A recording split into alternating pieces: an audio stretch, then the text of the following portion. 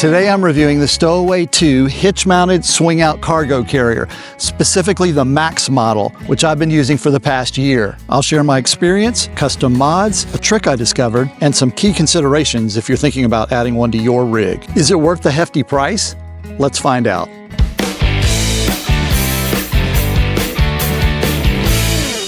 Hi guys, it's Ray. Welcome back to the channel. If you're new here, I cover all things van life, from DIY minivan camping to gear that makes life on the road easier. Today, my one-year review of the StowAway 2 Hitch-Mounted Swing-Out Cargo Carrier. From Arizona to the Jersey Shore, I've driven thousands of miles with this cargo carrier, in good weather and bad, from smooth highways to rough-ass roads. God dang it, holy crap. And even off-road in the National Forest. I've stuffed a ton of gear in this massive storage box and put it to the test. And just look at all the stuff I've got in here. I've got 2 5-gallon buckets, a generator, a folding toilet, a camp chair, a step ladder, and an outdoor rug. That's a lot of gear. And even though I'm under the maximum weight limit, when I swing this out all the way, that heavy cargo puts a lot of stress on the hitch mount. So I added a stabilizer jack to the bottom of the frame. More on that stabilizer jack modification later, but first, the basics. This video is not sponsored. I bought this used on Facebook Marketplace. The StowAway 2 is an enclosed hitch-mounted cargo box designed to add extra storage to your car, van, or SUV. It mounts to a sturdy swing-away steel frame, which means you can still access your hatch or your rear doors while the box is attached. Here are a few standout features.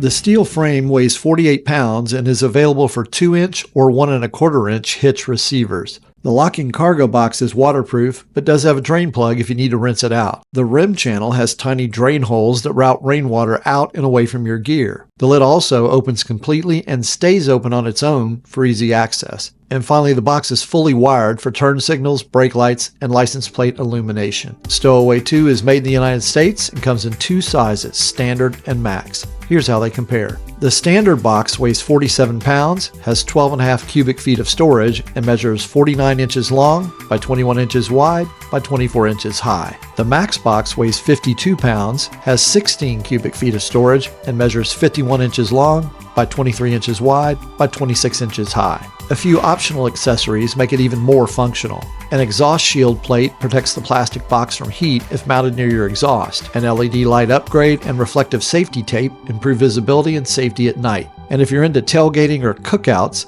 a large buffet board insert can convert the cargo box into a handy serving table. The Max model has an extra 3.5 cubic feet of space, but what really mattered to me was the interior height. That extra 2 inches made it possible to store my spare tire in the box, which was a game changer. No more crawling under the van to get to the spare in an emergency, especially on rough terrain. So the first modification I made was to install a thick bolt for a spare tire mount. I drilled a hole and added a long threaded bolt facing inside. I added square steel plates inside and outside for extra support, and I applied a generous amount of butyl sealing tape on both sides to keep it watertight. This long bolt gave me an anchor point to mount a large fender washer, which held the wheel in place against the back wall of the box. These days, I don't need to carry the spare in the cargo box, so I flipped the bolt around so that it now sticks out the back side of the box. With the bolt on the outside, I can mount a camp chair, a small ladder, or traction boards. Earlier, I mentioned a trick, but this only applies to those of you with a 1 1/4 inch hitch who want to use the bigger Max model box. Normally, the Max box is only available with a 2-inch hitch mount frame. The trick is to order the frame and the box separately, not as a set. This isn't something the company recommends, but the Max box can be mounted on the smaller 1 1/4 inch frame. That said, be cautious, because weight limitations apply. Both StowAway boxes can hold up to 200 pounds of cargo, only if you have a 2-inch receiver. If you have a 1 1/4 inch receiver like I do, the limit drops to 125 pounds. And before you choose a hitch-mounted cargo option, first you need to know how much weight you can safely carry back here. That's called tongue weight. And to determine the tongue weight for your vehicle, you first have to know your towing capacity. My max towing capacity is about 2,500 pounds, and a safe tongue weight is 10 to 15% of your towing capacity. So that makes my max tongue weight around 375 pounds. But you also have to factor in the class of your hitch. I have a 1 1/4 inch class 2 hitch. It's only rated for 350 pounds of tongue weight, which means I have to keep everything in that box under 352. Too much tongue weight can overload your vehicle's tires and rear suspension, and it can lift weight off the front wheels, leading to instability. And I'm going to show you what's in here. So first, let me move a little bit. I'm going to take this chair out of here so we can get a better look. And then you look down in here to see what all I carry. I've got 2 5-gallon buckets. This one I carry tools in. Show it to you. It's just a bunch of my little tools in there. And this one I just kind of carry extra paper goods like, what was that? Paper towels. No, that's toilet paper, Kleenex, and I have extra bags for the trash can for the waste in there. I've got an outdoor rug, a little extra tarp. This is a propane, well, it's dual fuel, but I use it propane generator.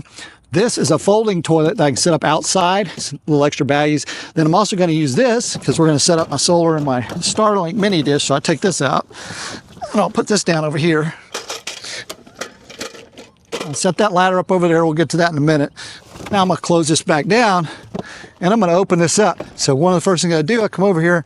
There's a little safety latch. I spin this thing. That's a little bolt that kind of holds it in.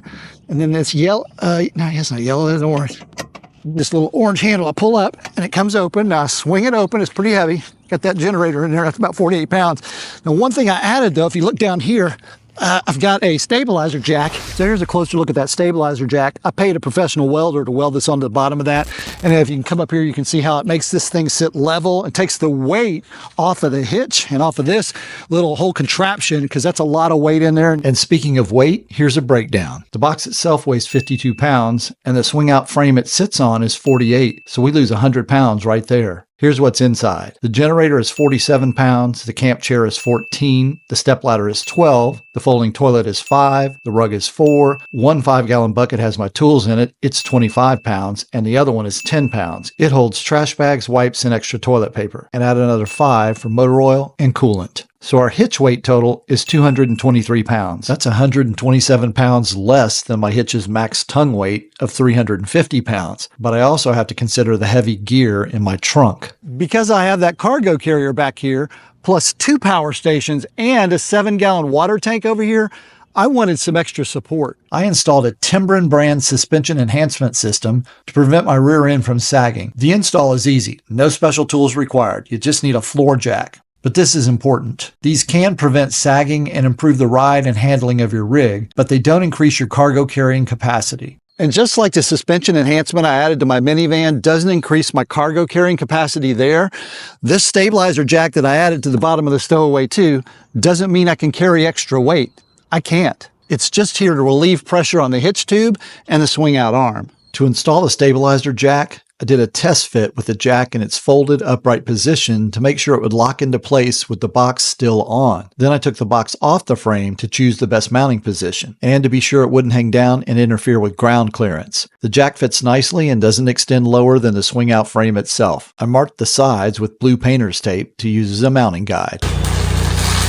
I could have drilled holes and just bolted it together, but I wanted a more permanent solution. So I paid a professional welder about $50. During the weld, he had to grind the paint off of some areas of the frame and the jack, so I had to clean and spray them with black Rust-Oleum paint before hitting the road. Another tip, lubricate your jacks every so often with white lithium grease to reduce friction and prevent rust. After a full year of use, I can confidently say the StowAway 2 is worth it if you need secure, weatherproof storage that doesn't block access to your rear hatch or trunk. It's well designed, durable, and incredibly useful for van life and road trips. In my opinion, there are only 2 negatives to the StowAway.